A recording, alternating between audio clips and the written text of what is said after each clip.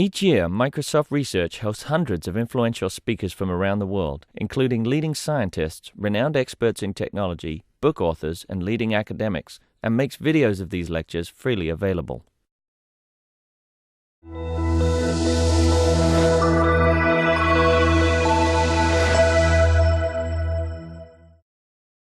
So I'm Christian Borgs. I'm the Deputy Managing Director here, and I will lead you through the day. And the first person who will speak a few words of welcome to you is Jennifer Chase, Managing Director of Microsoft Research, New England. Okay, well, thank you, Christian, for the introduction. He's cute, isn't he? Careful, careful. I don't work for a public university. So okay, so what? It'll be tweeted? That's fine. I'm sure it'll be tweeted with all the people here. So thank you so much to all of you for coming here and for being our partners over the last 5 years. I can't believe that it was 5 years ago that I stood not exactly here, but at MIT for the opening symposium of the lab. It's just amazing that that was a full 5 years ago.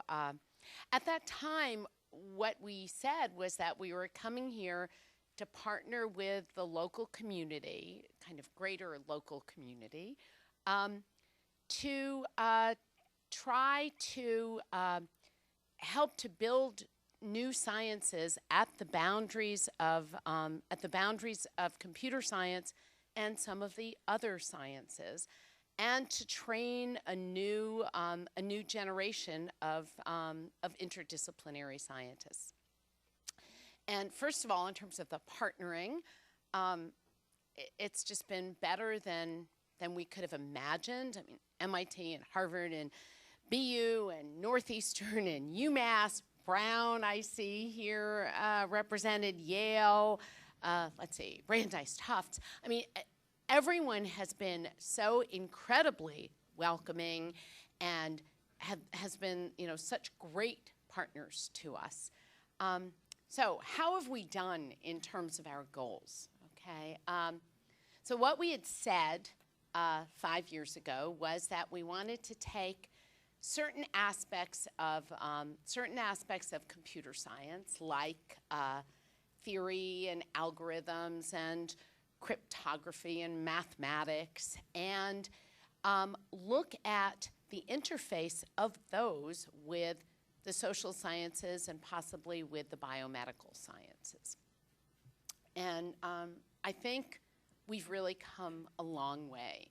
I mean, we have thriving groups in social media, in economics, in theory and math, and in machine learning and applications of machine learning to many other disciplines. And you're going to hear from each of those groups today. Social media, the growth of our social media group has just been amazing. A lot of people tell me, I mean, they may just be telling me, but I don't think so because the people who are in our social media group, a lot of people tell me it's the best social media group in the world. Certainly, I think that the people who are in our social media group are incredible. I think our visitors are incredible, our postdocs. We've had an impact on studies of youth, studies of online communities, in particular in music and in other areas, in studies of marginalized populations, in studies of privacy and big data and how they relate to one another, and many, many other areas. In economics, we have an empirical economics program, which we hadn't even conceived of 5 years ago when we were opening the lab. Microsoft has phenomenal data because we have so many online properties. We have our search engine. We have, our Xbox Live network. We have all these other, we have phone networks. We have so much, you know, and there is a class of IO economists who do amazing things with data, and many of the best ones in the world have spent time in our program working with our data and doing incredible things and helping us to learn about different approaches to big data, which is just fantastic. And we'll be hearing we'll be hearing from some of them. And we've also had unbelievable postdocs in economics, just incredible postdocs. In theory and math, I think the fact that we're in this lab in which everyone is so open to talking across boundaries is really wonderful. I mean, I think it's really extended. First of all, we have still amazing kind of hardcore theory, the unique games conjecture and, you know, cryptography with leakage and things like that. So we're really pushing the boundaries on those, but also extending out beyond conventional theory and math to online security. Online economics, of course, is a huge area. We've done work in cloud computing. We've done work in algorithms for, you know, web scale networks. Even, I don't know where Madhu is, but we have looked at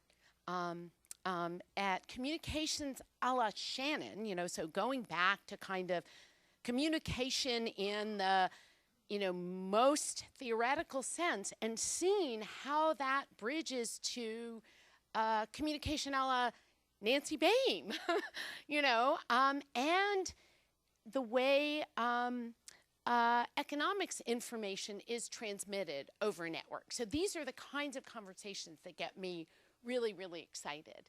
And I think maybe the biggest surprise worldwide scientifically has been, in the last 5 years, has been how important big data has become, machine learning. It really is now, I think, you know, it is incumbent on almost every area of science to ask, how can we think computationally about this area? How do we use big data in these areas? And we are incredibly lucky to have such great researchers, postdocs, visitors in this field. We've come up with whole new classes of algorithms for big data, like the spectral algorithms. We've looked at things like crowdsourcing and big data, which is really, I mean, you know, the interaction of human beings and big data. Vision, I mean, that was an area that we didn't know that we were going to go into when we started this lab, and we have a phenomenally vibrant group in Vision, a small group, but a really powerful group, with partners from the local community, and then computational and systems biology. It's interesting. When we showed up here, the first people who were knocking on our door were the computational and systems biologists, because they were like, we have a lot of data and you know what to do with data and maybe you can help us with this data.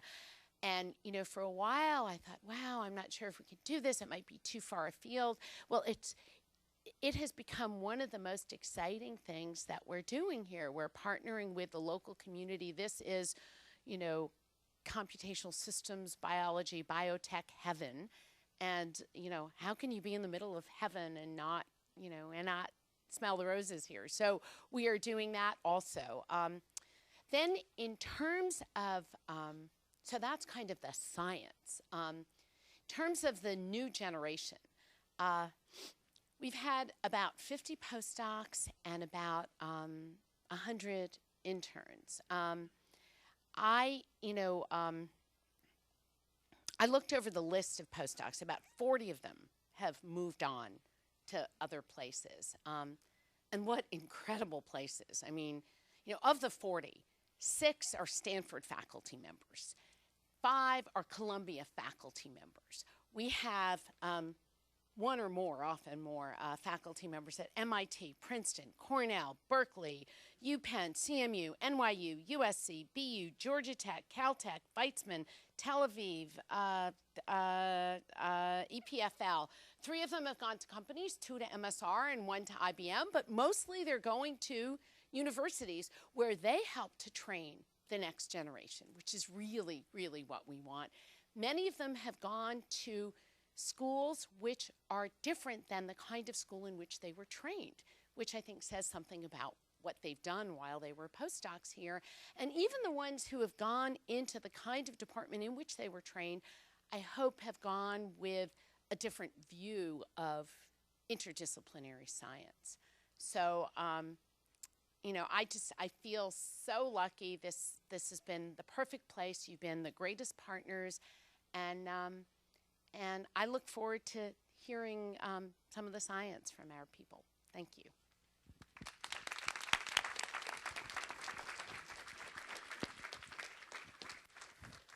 Thank you, Jennifer. The next person who will speak a few words is Peter Lee, head of Microsoft Research worldwide. And his claim to fame before coming to Microsoft was actually at DARPA, where he spearheaded the Red Balloon Challenge, which some of you might know about it because MIT actually won it. Peter. Thank you, Christian. It's probably good that people didn't hear that anyway. After hearing Jennifer, maybe it's someday I can be a postdoc here. It sounds like a great thing. It's really, of course, a great day for Microsoft Research and for Microsoft, but I think also a great day today for computer science and all of the related fields that Jennifer mentioned. We are, of course, here to celebrate 5 years of Microsoft Research New England, and we're really proud of what we've accomplished here in just really 5 short years, and our role in helping to anchor a presence and a surge of advanced technology and deep research activity at NERD and in this entire area of New England. I also think that this is a time to celebrate what I think some years from now, maybe a decade from now, we'll look back and view as a golden era in computing research. In my career, I have not experienced such a surge of interest in a wide range of directions in computing research. It has just been some of the most exciting advances, exciting activities, exciting new hope and optimism in a range of areas. And in just, I don't know if it's luck or great timing or the prescience of Jennifer and Christian, but typically and specifically in areas of focus for the New England Lab. Now, I just wanted to say a few things about that. Of course, Jennifer mentioned quite a bit about the intersection of computing with the social sciences. And it does now appear completely obvious that over the next decade, we will see a transformation of the social sciences at least as profound as the transformation of the physical and life sciences over the past 20 years. And the drivers for that are not only in our deeper understanding of people and societies and connections between people, but also the potential commercial and societal benefits that accrue from that. And I'm very, very excited to see some really great talks on the schedule today. Machine learning has been, of course, a very important area of research, both in computing and foundational computer science, but also in our business at Microsoft. And in the last 3 or 4 years, there has been a real transformation in our optimism about the ability of new paradigms of machine learning to actually solve some long-standing core problems in artificial intelligence, such as computer vision and speech. And that optimism to actually now knock down some core AI problems, I think is extremely exciting. The odd thing is, of course, for those of us working in the field, is it's somehow strange that we don't fully understand why things are working. And in the New England lab here, that, of course, is not an adequate state of affairs. And so there's really great research really trying to gain depth of understanding. Of course, we're delivering great technology that helps power Microsoft's businesses, but also trying to achieve some deep understanding. In economics, the New England lab research here has been directly responsible for changing the terminology and the frameworks for thinking about economics, about ad pricing, even about how we position our products. And the terminology even that our CEO, Steve Ballmer, is using have been affected by the work here. And then in theory, I think the revitalization of theory, particularly in the era of big data, has been really profound.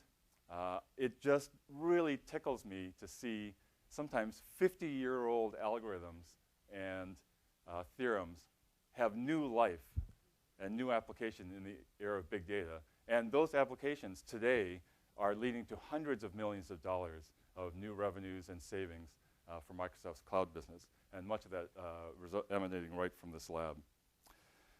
All of that is impressive, but let me now try to embarrass Jennifer and Christian, since they really founded this lab really on a shoestring budget, shoestring in Microsoft terms. It's not so bad. And I would also like to acknowledge Rick Rashid's role in really fighting for the resourcing and funding and really providing a protective top cover for the growth of this lab. But through all of that and growing all of this and really masterminding and managing this vibrant community in partnership with academia and all of the postdoctoral students and visitors, they themselves have remained directly involved in leading edge research. And that research has been remarkably not just in one area. To give you just a snapshot of work in just the past 12 months, there have been significant, potentially seminal publications in the area of theory and statistical physics on convergent sequences of dense graphs. In social media on the properties, algorithmic properties of information propagation in social networks, and in work in auctions and pricing at a foundation level. Any laboratory in the world would be proud to have such researchers just counted among their own, and to have that type of work being done by two of our top leaders in Microsoft research is really a testament to all that's been built here. And so with that, let me congratulate Jennifer and Christian and the whole of Microsoft Research New England, and welcome to our celebration. Thank you very much.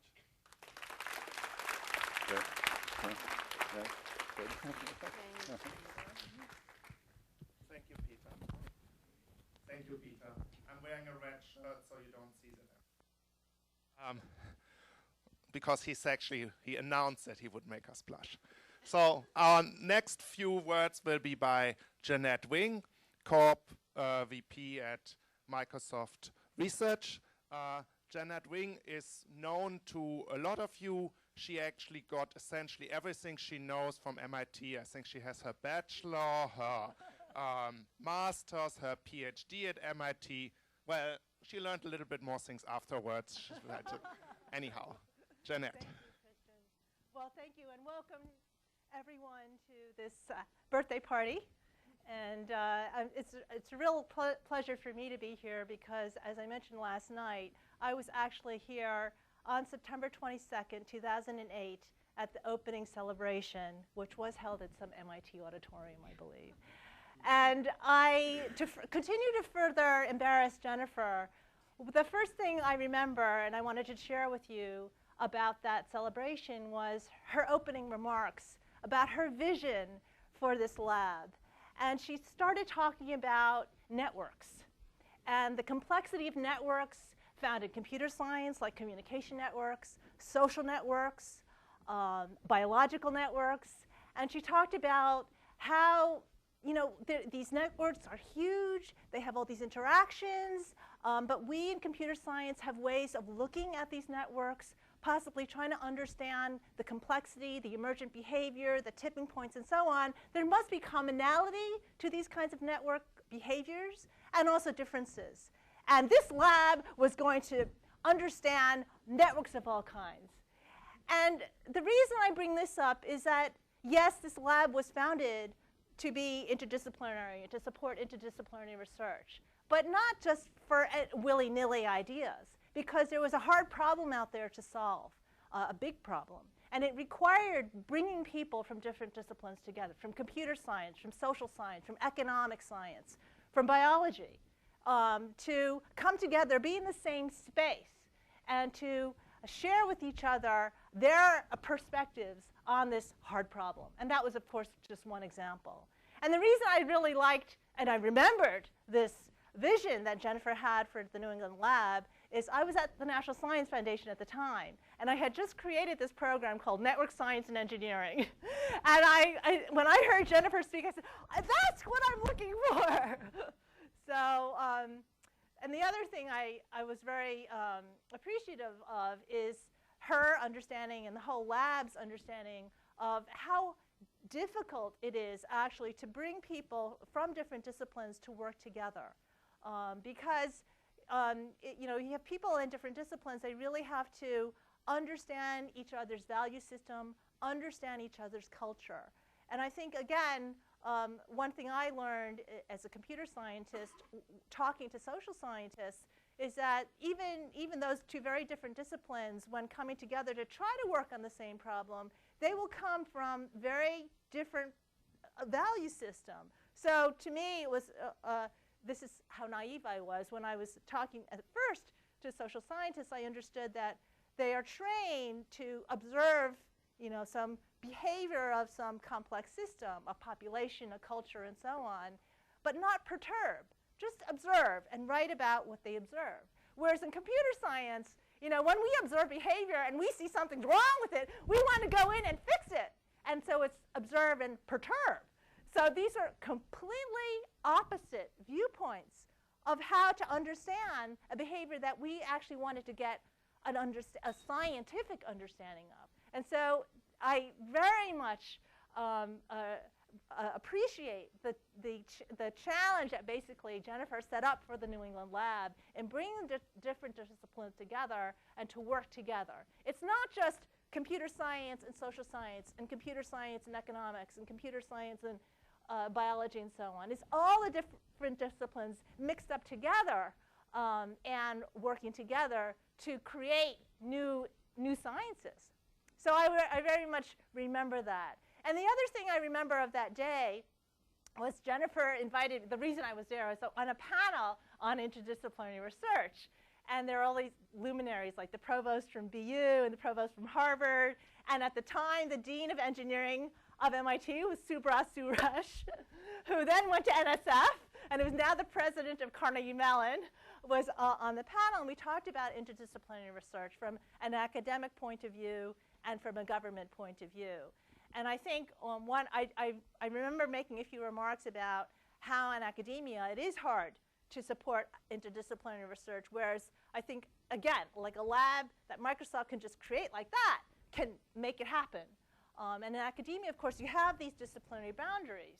And I think it takes two things, at least, for interdisciplinary research to work in academia. One is, of course, mutual respect, as I was mentioning before, of each other's culture and value systems. But I also think it takes what I call enlightened administrators, department heads and deans and provosts who will actually encourage and support interdisciplinary research. And at the time, I made a provocative statement, which I'll repeat here. And I said, if you are a junior faculty member, talking to your department head and saying, you know, I really want to do this research that's on the boundary between computer science and economics, for instance, or computer science and biology. And as a department head, what would you say? Would you say, wait till after tenure? Or would you say, go for it? And I think your response is kind of shows how supportive your institution or your department is of interdisciplinary research, whereas it is the foundational theme of this lab. So I think that's really important. So then I wanted to just say, I'm not going to repeat what Jennifer and Peter said in terms of how this lab in just 5 years has really shined in so many areas of research. I do want to remind people that In 2008, Twitter was only 2 years old, and Barack Obama was not in office yet. So times really have changed in 5 years. And the only other thing I really wanted to highlight, which I think is quite special to the New England Lab and to Jennifer and Christian's leadership, is how the flow of visitors and postdocs have really made this, in some sense, a small lab, a big lab, because of the dynamic in and out of people. And the postdoc program specifically has been a real charm of the lab. In fact, I know that many faculty have delayed their starts as new faculty at their universities in order to get Microsoft Research on their resume as a postdoc. So this is really a testament to Jennifer and Christian and the whole lab in terms of the environment that they provide. So the last thing I'll say is, you know, I think we have a great day ahead of us. I think this is really just the beginning of what this kind of interdisciplinary research can do for not just computer science, not just for Microsoft, but for all disciplines. Because I do believe that computing does pervade and can pervade in our thinking of how to approach problem solving. Thank you.